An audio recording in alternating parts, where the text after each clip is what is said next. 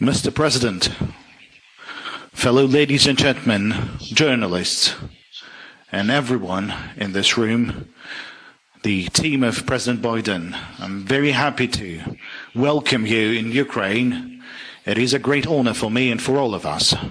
We have just had negotiations with the President of the United States in the vis-a-vis format, and then we had a wide discussion with the involvement of our teams. These conversations brings us closer to the victory, and we hope that this year, the 2023, will become a year of victory. This unprovoked and criminal Russia's war against Ukraine and against the whole world and democratic world has to end with liberating the whole of Ukraine's territory from Russia's occupation and the solid guarantees of the long-term security for our country as well as the Europe and the whole world.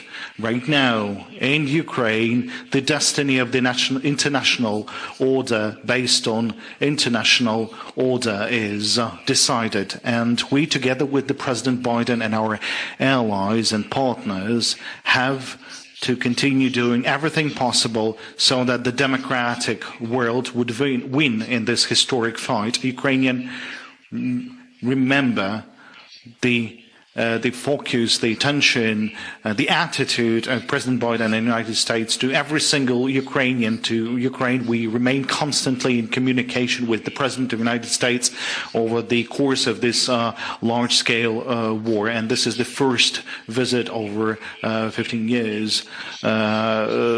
And this is really the most important visit or the whole history of Ukraine-US relationship.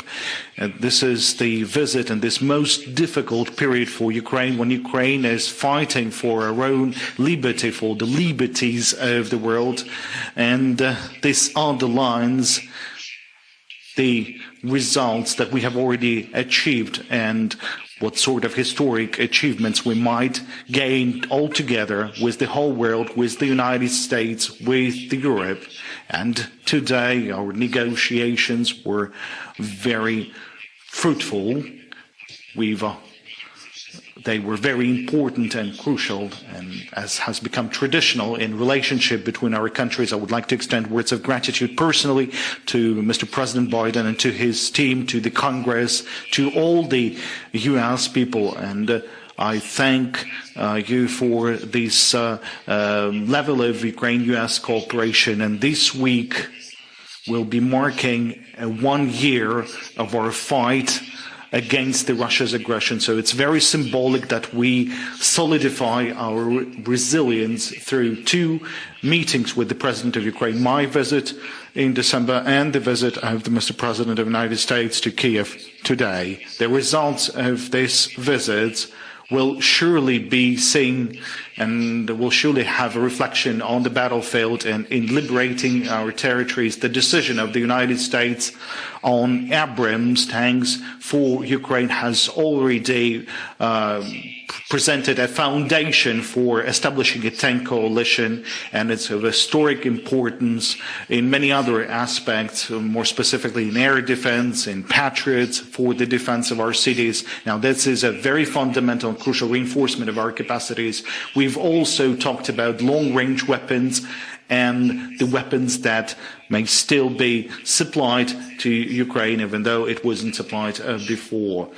I know, Mr. President, that there will be a very significant package of security support to Ukraine, and currently it will serve as a clear signal that Russia's attempts of revanche will have no chance, and that we will together defend our cities and citizens from Russia's terror, will have more impetus towards our victory. And today we have yet again underlined that we have our common vision with regards to the perspectives of this war. We have coordinated the follow-on pressure on the terrorist state. We are working hard on the reinforcement of sanctions, both bilaterally and in the form of G7, which is very important. We have common vision on the content of many aspects of our peace formula, because it's security elements as well as the tasks to restore the UN Charter to its full capacity and to defend the international rule-based order. That's a joint task for all the countries that are interested in the international security. The rebuilding and the recovery of justice is also very important for all those who was affected by the Russian terror, by the Russian war, and the aggressor has to take responsibility for the aggression and to reimburse all the damages. I thank to the President of the United States for supporting our work on restoring the justice, more specifically in the work of all of our institutions in that area, and we believe there's no alternatives to the establishment of the special tribunal. This is the position of of Ukraine, and we shall support this position. And I would really like the United States to be engaged in the implementation of our peace formula, because its implementation would mean a reinforcement of global stability and the predictability of international relations. And we have some achievements in this area already this week in New York, together with the United States of America. And over 60 other countries will be submitting for the consideration of the UN General Assembly of the draft resolution